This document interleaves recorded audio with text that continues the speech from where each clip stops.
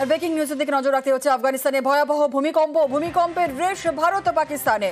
উৎসস্থল আফগানিস্তানের জালালাবাদ। আরও একবার পেতে জানাই আফগানিস্তানে ভয়াবহ ভূমিকম্পের রেশ ভারত পাকিস্তানে। উৎসস্থল আফগানিস্তানের জালালাবাদ। আর আফগানিস্তানে অন্তত 20 জনের মৃত্যুর খবর পাওয়া যাচ্ছে। আফগানিস্তানে ভয়াবহ ভূমিকম্প। বিশ্বজিৎ সাহা রয়েছে, আরো বিস্তারিত বলবে। বিশ্বজিৎ, এই ভূমিকম্প কখন অনুভূত হয়, তীব্রতা কতটা ছিল?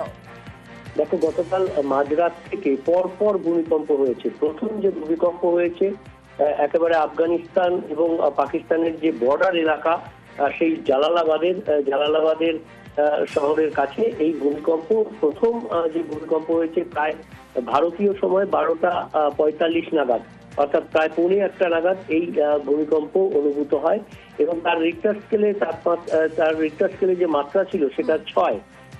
আমরা জানি যে তারপরে যে আফটার শক হয়, পরপর আফটার শক হয়েছে, কখনো 4.5 রিক্টার স্কেলে মাত্রা, কখনো 5.2। একেবারে সাত সকালেও ভোর 5টা নাগাদও এই ভূমিকম্প অনুভূত হয়েছে, শেষ যে ভূমিকম্প। অর্থাৎ পরপর এই ভূমিকম্পে কার্যত বিধ্বস্ত হয়ে গেছে এই যে বর্ডার এলাকা আফগানিস্তান এবং পাকিস্তানের, মূলত পার্বত্য এলাকা। আর এই এলাকা সব থেকে বেশি ক্ষতিগ্রস্ত এখনো পর্যন্ত যা জানা যাচ্ছে যে মাজার ভ্যালি, যেটা নওগাঁ ডিস্ট্রিক্ট পড়ছে, এবং কুনওয়ার প্রভিন্স। অর্থাৎ এই পাকিস্তানের বর্ডার এলাকায় যেহেতু হয়েছে, তাই পাকিস্তানের ইসলামাবাদ পর্যন্ত প্রায় 300-400 কিলোমিটার দূরে এর তীব্রতা অনুভূত হয়েছে। বাড়ি ঘর কেঁপে গেছে।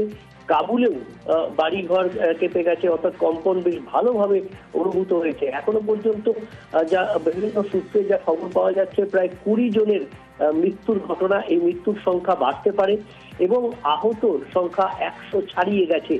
যদিও একটি আশার খবর যে ইতিমধ্যেই সেখানে উদ্ধারকারী দল এই যে মাজার ভ্যালি সেখানে পৌঁছতে পেরেছে এবং সেখান থেকে আহতদের চিকিৎসা শুরু হয়েছে এবং তাদেরকে এয়ারলিফট করে কাবুলে নিয়ে আসার চেষ্টা হচ্ছে। অর্থাৎ সব দিক থেকে এই যে ভয়াবহ ভূমিকম্প কাবুলে, এই যে আফগানিস্তানে মূলত পূর্ব প্রভিন্সের দিকে, অর্থাৎ পূর্ব আফগানিস্তানে এর আগেও 2022 সালেও এরকম ভূমিকম্প হয়েছে, তবে এই তীব্রতা প্রায় কাছাকাছি ছিল 5.9 রিক্টার স্কেলে তীব্রতা। আর এবারে কম্পনের তীব্রতা 5.2। বেশ, অনেক ধন্যবাদ।